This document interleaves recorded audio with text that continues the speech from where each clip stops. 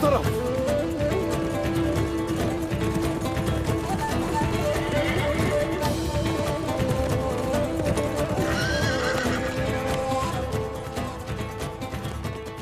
Boron, कोंगर का उन्हें पता नहीं चल पाया।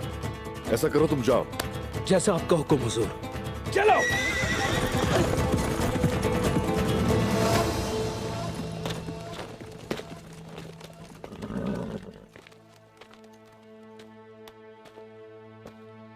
अस्सलामुअलैकुम। वालेकुम अस्सलाम बमसी साहब। अपने फर्ज की वजह से मैं आपके निकाह पर नहीं आ सका। अल्लाह आपको अपने हिफ्ज़ व अमान में रखे। अल्लाह आपकी नस्ल को जारी रखे और लंबी जिंदगी दे। शुक्रिया कनूर, शुक्रिया। शुक्रिया मेरे भाई। बहादुर घोड़े पर मंजिल तक पहुंचता है और शादी के बाद अपनी साख बनाता है। मैं और मेरी तलवार बेताब हैं ढालों पर मारने के लिए। हम तो लड़ाई पर जाने की बात कर रहे हैं और आप तकरीब और ढालों के बारे में सोच रहे हैं बमसी साहब। गोंदोज बेटा, तकरीब हो या जंग, दोनों शादी की तरह ही हैं। बिल्कुल। इन परेशानियों से छुटकारा हासिल करने पहले हम लोग, वक्त आएगा कि अल्लाह खुशियां देखना नसीब करेगा। तो बुके ने क्या किया? उसने अपना काम पूरा कर दिया है। क्या कहा उसने? आलिशार जैसे हम चाहते थे हमारे जाल में फंस जाएगा। दुंदार साहब और बहादुर भी यकीनन उनके साथ आएंगे, मगर मुझे उनकी तादाद के बारे में सही से मालूम नहीं है। ऐसे लोग जो हक के रास्ते पर चलते हैं तादाद की परवाह कभी नहीं किया करते। एक दिन हम अबाबीलों की तरह मुंह में कंकरियां लेकर बड़े हाथियों को ललकारते हैं और एक दिन दाऊद की तरह जान लेते हैं जालूत की।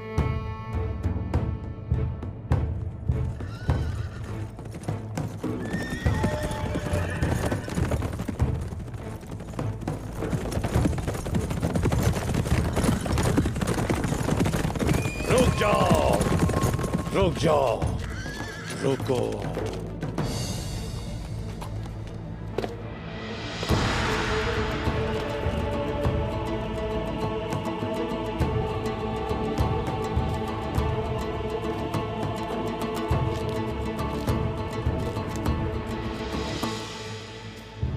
आज ये जमीन खून से और अरली खान मुर्दा रूहों से भर जाएंगे उस्मान साहब। बालगाय, वैसे कितना तुम्हें एतबार है बुके पे? जितना एक कुत्ता मालिक का वफादार होता है उतना ही वो मेरा वफादार है उस्मान साहब।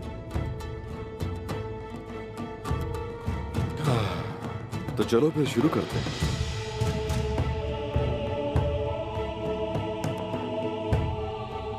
आप सब मेरी बात गौर से सुनिए।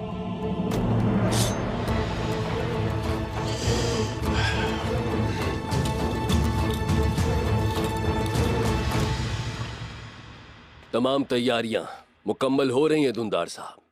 मेरा बहादुर अच्छी खबर लेकर आ रहा है इंशाअल्लाह।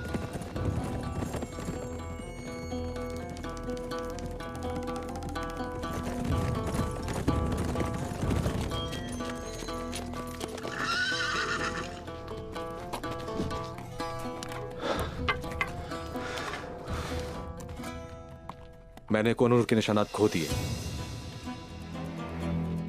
लगता है जमीन खुली और उनको निकल गई। तो फिर ये खेल हम उसी तरह खेलेंगे जिस तरह उस्मान चाहता है। हम यूं जाहिर करेंगे कि हम उस्मान और बालगाए के जाल में बुरी तरह फंस गए हैं, लेकिन दरअसल जाल में फंसने वाले वो दोनों होंगे। कैसे? उस्मान ने बूके को बताया कि वो मुझ पर मेरे पड़ाव की जगह हमला करेगा। मेरे सिपाहियों पर बालगाय और उसके सिपाही घात लगाकर हमला करेंगे, बिल्कुल इस पहाड़ी के पीछे। लेकिन ये भूल है उनकी। मैं यहां उस्मान का इंतजार करूंगा। बालगाय कभी भी नहीं सोच सकता कि मैं उसे धोखा दे सकता हूं। वो दोनों अपने ही जाल में फंस जाएंगे। और बूके के हाथों की नजरों में अपनी खोई हुई साख को बहाल कर लेगा। और अब उस्मान नामी इस आफत से छुटकारा पाने का वक्त आ गया है। वो समझता है कि शिकार हम हैं, लेकिन वो हमारा शिकार बन जाएगा। अगर मैं बतूर के खंजर से उस्मान का कलेजा निकालकर उसका सर न काट लूं और काइक कबीले में उसे उल्टा न लटका दूं, तो मुझे आलीशार साहब न कहना तुम लोग। संजाक सरदार यहाँ अपनी हवेली को अपनी हिफाजत के लिए इस्तेमाल करता है। वो डरपोक आलिशार जब तक सूरत हाल वाज़े नहीं हो जाती वो सामने नहीं आएगा, और वो आखिर में हम दोनों को मारना चाहेगा। घात हम लोग इस तरह से लगाएंगे, जब बालगाय नौकरों के साथ उनको संभालेगा तो मैं भी कार्रवाई शुरू कर दूंगा। आलिशार की हरकत में आने से पहले उसकी चौकी पर मैं हमला कर दूंगा। आलिशार घात की जगह के सबसे नजदीक तरीन मकाम पर मुकीम होगा। इस जगह से हर तरफ नजर रखी जा सकती है। तो हम 3 महाजों पर लड़ेंगे।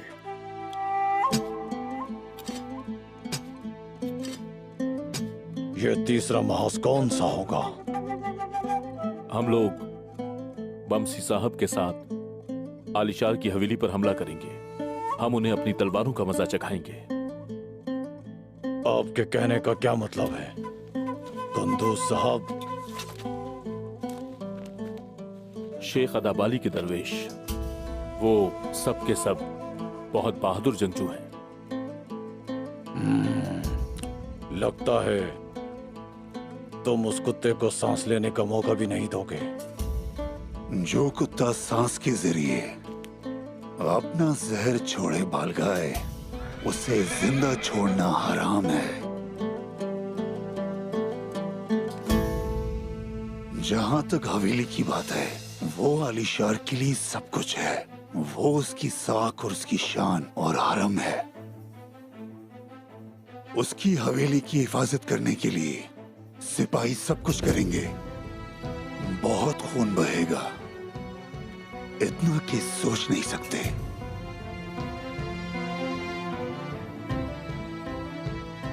आजादी खून ही से मिलती है। जो माफी चाहेंगे वो हमारे गजब का बिल्कुल शिकार नहीं होंगे, लेकिन जो आप पर अपनी तलवार ताने, उसको जहन्नम वासिल करना आपकी जिम्मेदारी है। और अब अपने हथियार को खून से रंगने का वक्त आ गया है। आप जानते हैं कि काम खत्म होने के बाद हम कहां मिलेंगे।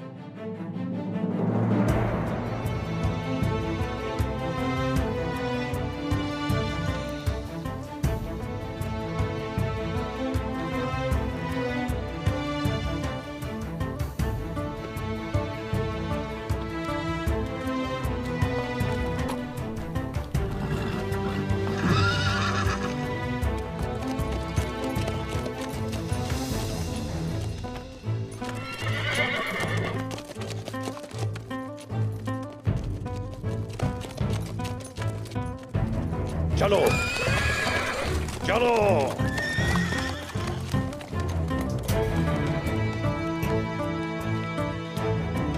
जिसका ख्वाब हमने मुसीबतें सहकर देखा, हम जिस वक्त के इंतजार में थे, आज वो शुरू होता है। हमने आबाओ अजदाद से जो इज्जत हासिल की, आज उसे हम लोग आने वाली नस्लों में मुंतकिल कर देंगे।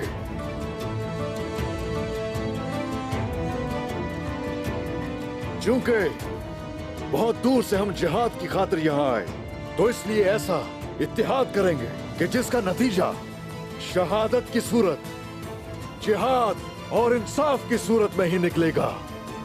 और फिर उसके साथ साथ एक रियासत वजूद में आएगी।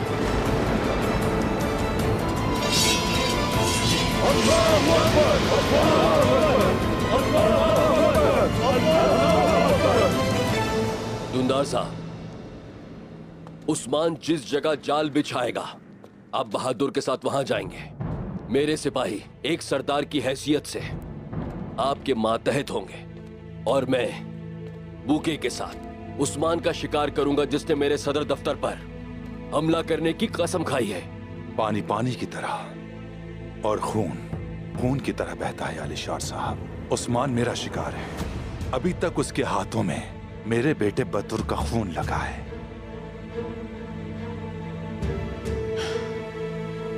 दुंदार साहब, मैं भी उस्मान की जान लेना चाहता हूं, लेकिन जब गेहातू आएगा तो हमें उस्मान को उसके सामने जिंदा पेश करना होगा। उसने जो किया, जब तक गेहातू अपने कानों से नहीं सुन लेता, हम उसे अपने मसाइल नहीं बता सकते। अगर गेहातू ने उसे हमारे हवाले नहीं किया तो, या वो खुद उस्मान की जान ले लेता है तो मेरे इंतकाम का क्या होगा आलिशार साहब? मैं जानवर का गोश्त नोचने की कोशिश कर रहा हूं और आप खाल के पीछे पड़े हुए हैं। जैसा कहा वैसा ही होगा, लेकिन अगर आप जिद करते हैं तो रास्ता सामने है, आप जा सकते हैं। बाबा, आलिशार साहब, क्या यह बहस करने का वक्त है?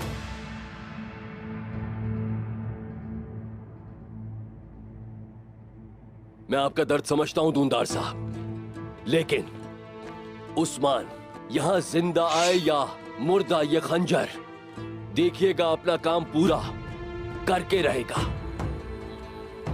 यकीन रखिए।